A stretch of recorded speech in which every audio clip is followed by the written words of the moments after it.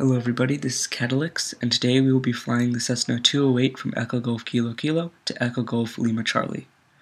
Within the Cessna 208, we will be flying on the Private 2 livery, and then within Gatwick, we will be starting in the North Park parking terminal. And then after that, the weather's pretty simple. We're focusing on the flight mechanics and the flight plan itself, not so much on the weather. And as you just saw, we will be flying in noon time, so we can get the most visibility out of the video. Alright you guys, here we are right outside our plane. This is the Cessna 208 that we will be flying, and here we are situated at the North Park parking area. This is our plane November 208 Lima Delta, and it's a Grand Caravan, as you can see. Right now we're just doing a walk around, which is just a simple procedure, but I'm really just focusing on the nice modeling that the flight developers did here. It looks really nice, and it's going to be a pleasure flying this plane. So let's get in the cockpit. Now over here you can see that we're in a cold and dark state, so everything's shut off right now. Nothing's prepared. So what we would first do is turn on our battery, and then we would go and turn on our nav lights and so on. So after we would turn on our nav lights, we could configure our flight plan, which we can do right now. And here we are, zooming in. We will be flying right there from Echo Golf Kilo Kilo, which is Gatwick, to Echo Golf Lima Charlie, which is London City Airport. In no ways is this flight plan that I'm making right now actually relevant or realistic. This is just a cool flight that is good for practicing and good for getting back into infinite flight if you haven't played for a while. And with something as simple to a Cessna 208, it's really nice just to play around and make sure that you know what you're doing and that you're following procedures correctly. So as you saw there, I went to mid 11 and to WAD 25, went to Hogba, and then I'll go to Det 34. And I think after that I'll go to B and N19, and then I'll come in for my final. And that red triangle is the ILS, and we will not be using that today just because I don't think the Cessna 208 has an instrument landing system. But I can definitely show you that in a different video. Let me know.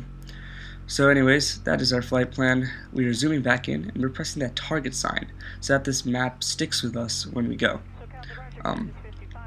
So now what we're going to do is this is the point where we would fire up our engines and put on the generators. And after that we would do our beacon lights. But let's first look around this cabin. It looks pretty nice. So here we are. Right now you can just see the immense detail that the flight developers put into this modeling. They have everything from the dials, the yokes, the cables, the throttles, the flaps, and the speeds for the flaps. Although, yeah, the screens aren't working or anything, they did a pretty superb job. And I'm really pleased with this plane, and that's why I like flying it. It's one of the lesser flown planes, I guess you could say, because most people go straight to the 777s and whatnot. But I like this plane a lot. So what you just saw me do there is configure my HUD map so that, you know, I could get situated there and center myself. And right then I put the beacon lights. That suggests two things: that our engine is on and we're ready to go, and we're also ready to taxi. We're following this line that's right in front of us, so let's go up to 20%, and we just went off the brakes, which is nice. And we're basically just going to follow this line. I already pre-routed it, I guess you could say, from the ATC view, which I find really helpful. I didn't really include that in the video, I kind of cut it out. But I can show you guys how I prep for these if you want me to. So yeah, we're just going to stay with the center line, and you can see me flicking the rudder. The rudder seems to be twitching, but you can't see my finger placement. I'm flicking the rudder because I'm using small, precise movements to stay on the center line. And I don't know if you guys caught that, but I capped the velocity of the plane at 20 nautical miles. and similarly the ground speed is under 20. I believe the actual limit is 35, but with a plane so small as this, I think 20 is suitable. And with the bigger planes, you really want to taxi slower around the corners. On the straightaways, that's great if you go up to 20, up to 30, but when you approach a corner, you want to stay down to about 10, 15, because that's how you preserve the realism in this game, I believe. It's easy to control, you don't get that weird tilt. If you rudder too hard, the plane will actually tilt, and you can see that in your HUD. It's very subtle, but it's very unrealistic, and that kind of bothers me. But anyways, here we are sticking with the center line, and we're just following this this line. It's pretty simple. I totally recommend this flight to anyone else who wants to just fly Cessna 208 full flight. It's pretty short of a flight. With the prepping, it adds some length to it, but it's realistic. It can be as realistic as you want it to be, and I'm making this pretty realistic, disregarding the flight plans.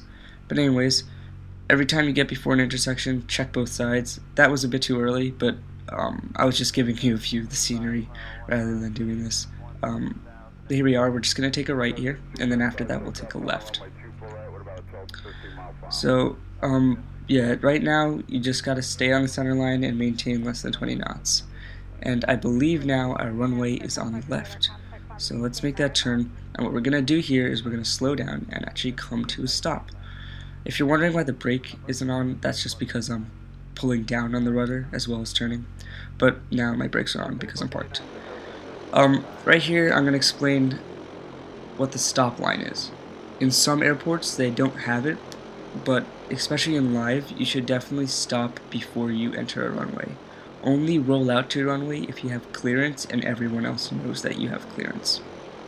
What you should always do is, well, I do it in the cockpit most of the time, is you get into the cockpit, you look simply left and right, check your traffic, clear yourself for takeoff, and then you can roll out to the runway.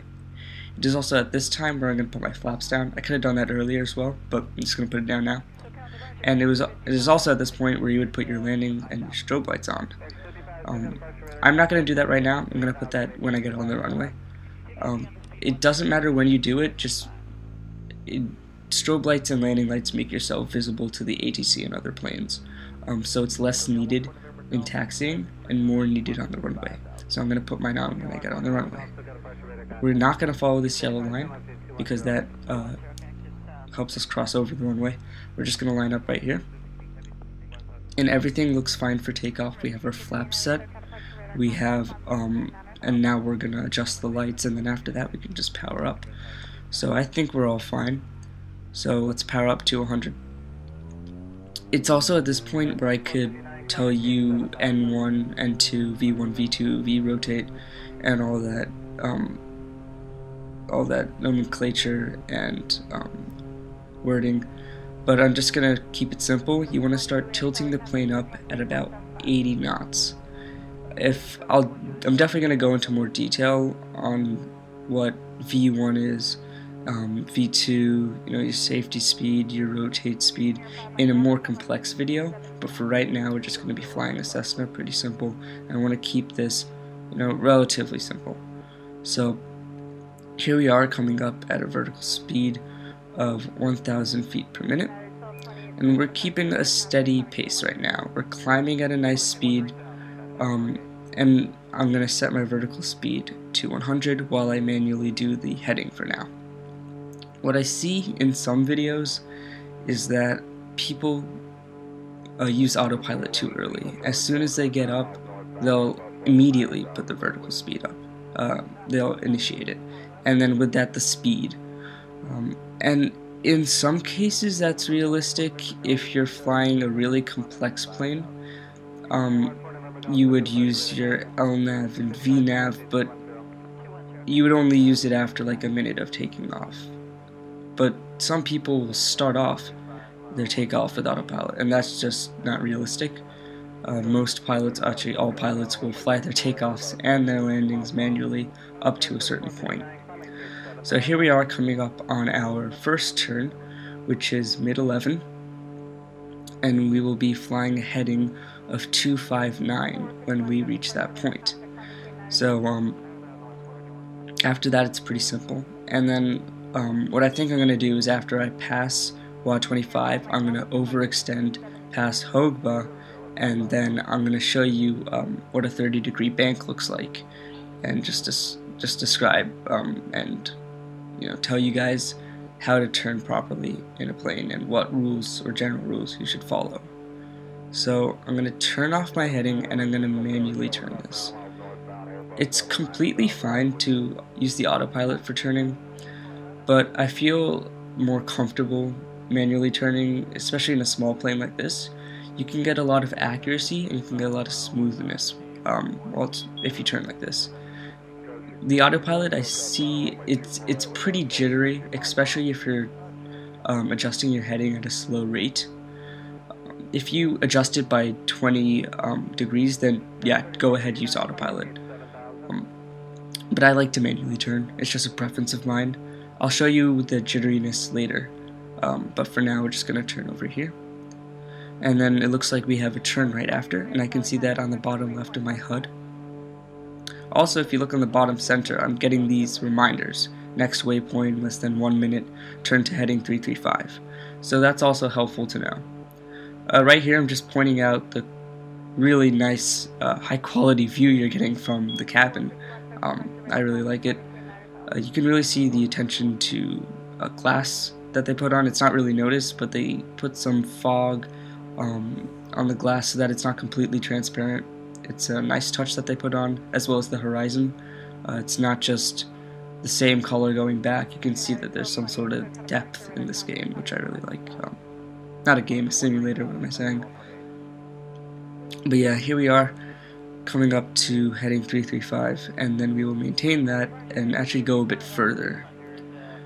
So, right there's 335, I overshot it just a tiny bit. And I kind of want to do that because I know I'm going to be overshooting the turn, so it's just going to make it easier.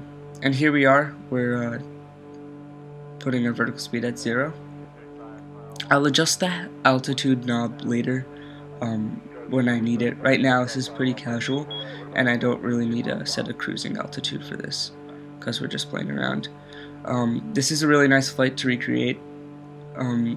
It's a nice short flight that I would definitely tell anyone who's getting back into it, any beginners, because a lot of people, they go into these enormous planes and then they think they know how to fly it, and to some extent maybe they do, but it's pretty dangerous, and especially in those live multiplayer servers. I hear a lot of complaints about that.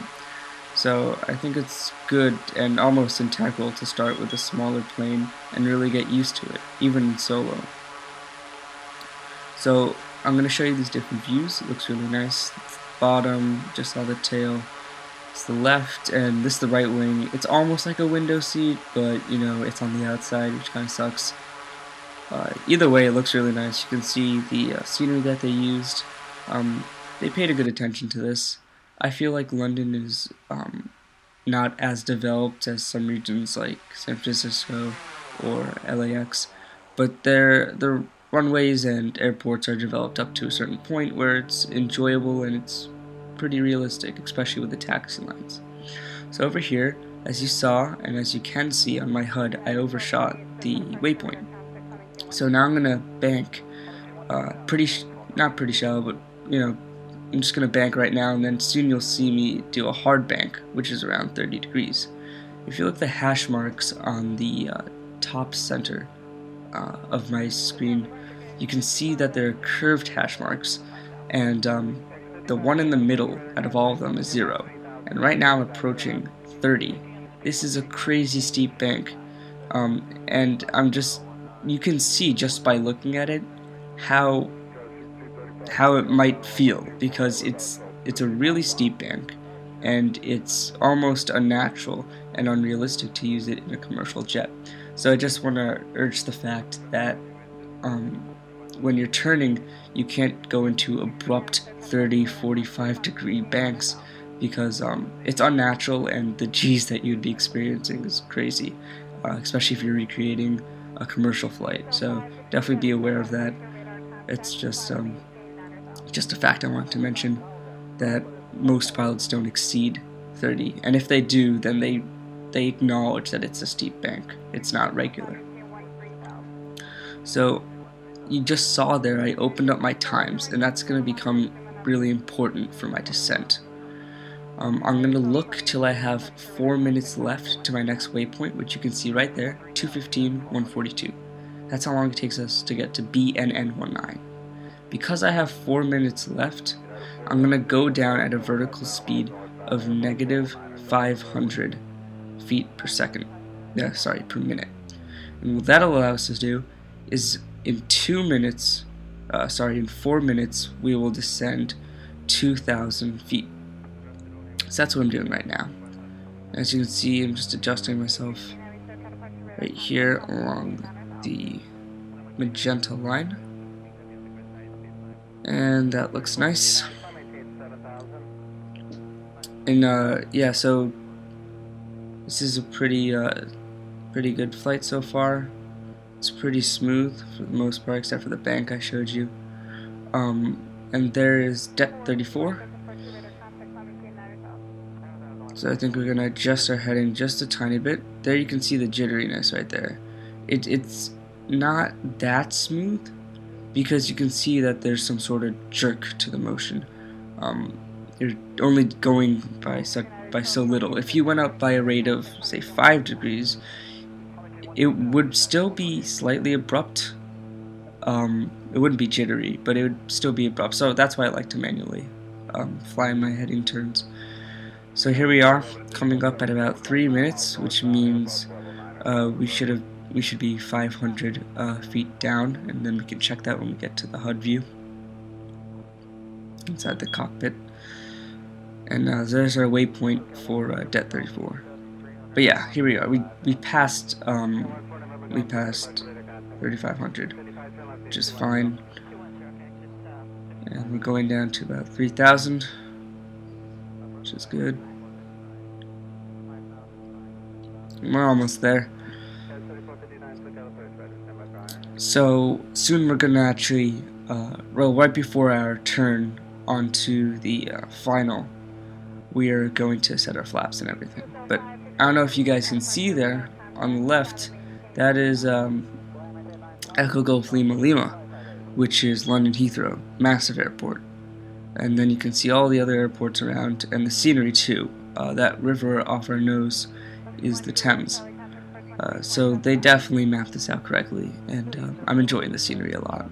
So now we're going to decrease our speed to 165, which is actually going to impact our timing for our waypoints, so we're going to have to adjust accordingly. And that's why it's also important that we set our altitude. So we'll do that soon. Here we are on the outside.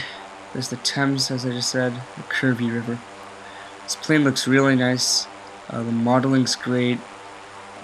Everything about it. It's just a really nice plane to fly.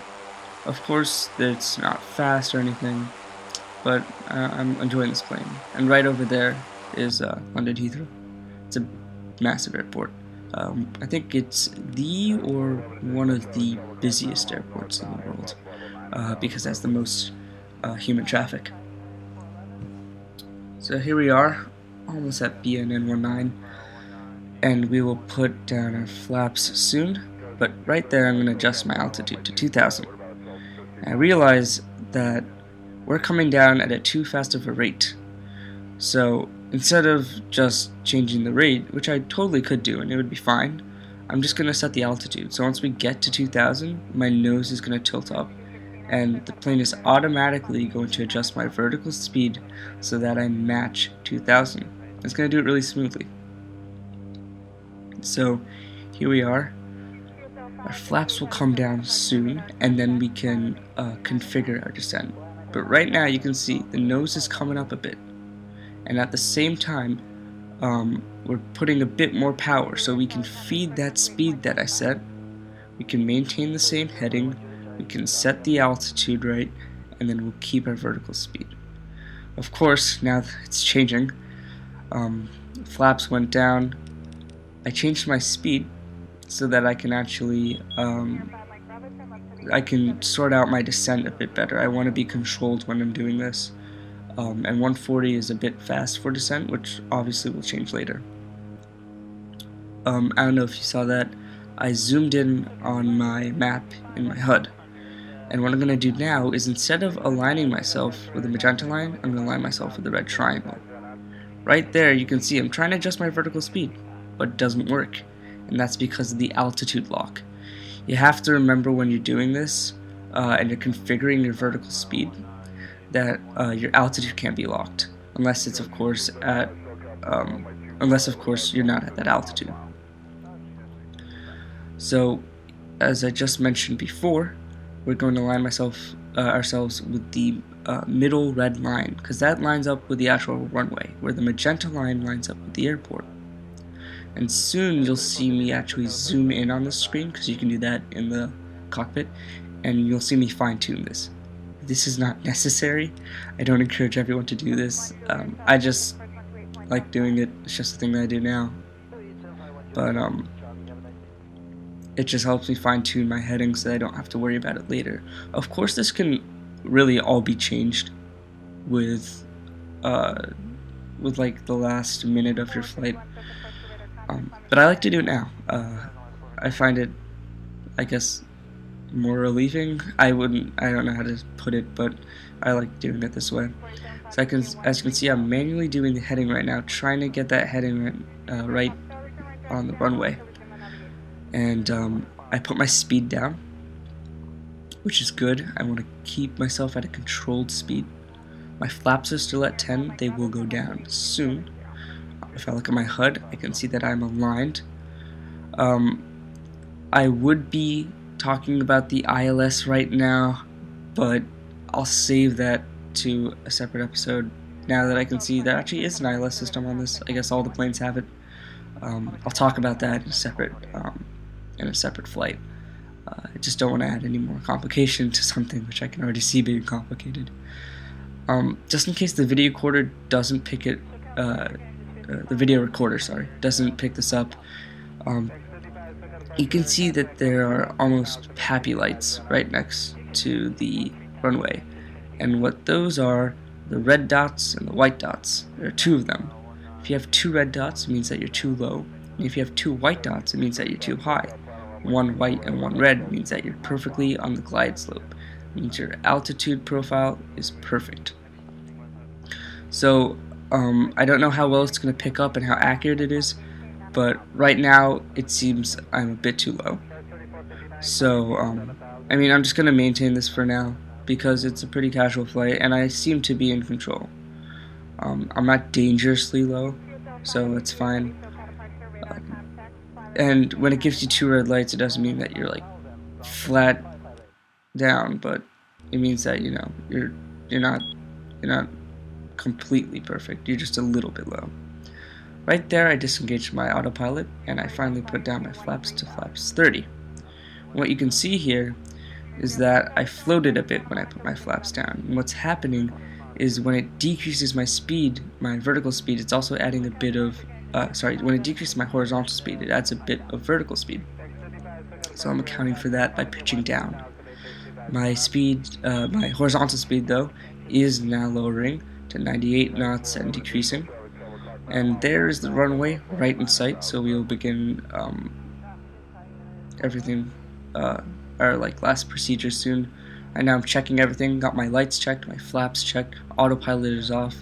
Don't have to worry about spoilers or anything, looks like we're fine. Here we are, a little bit too low, but it's fine. Everything looks nice, everything is configured.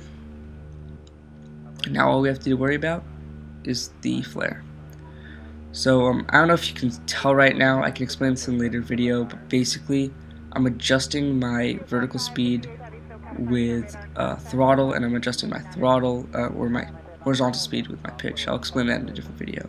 Anyways, right now we're coming up on our flare, which is just the final part of the landing. You're going to stick the nose up just a tiny bit so you put very little weight on the impact, and then you put more weight. Looks like I put my brakes a little bit too earlier than I would like it anyways. But it seems to be smooth enough, and I'm relatively happy with this landing. So right now I'm just aligning myself with the center line of the runway, and we will make a turn midway on the runway. They have a little semicircle in the middle of the runway so you can turn around. This airport, London City Airport, is it's interesting because you have all the gates on one side, so you're going to need some planes turning around, and of course if you're flying in the opposite direction, if you're taking off from runway 27, you would have to go all the way down there, you'd have to get on the runway, turn around, and then get back on. My flaps are up and everything. The aircraft seems all cleaned up for now, and what we need, so I think it's time that we watch a replay. So I'll put that in right now, and we'll just maintain the speed. Okay, here we are, and this is from the tower view of London City Airport. We're just gonna watch the landing from a third point of view so you can see what it looked like on the outside. So we're coming down pretty smooth, nothing too much, there's not any rigid motion, which is nice, it's all fluid.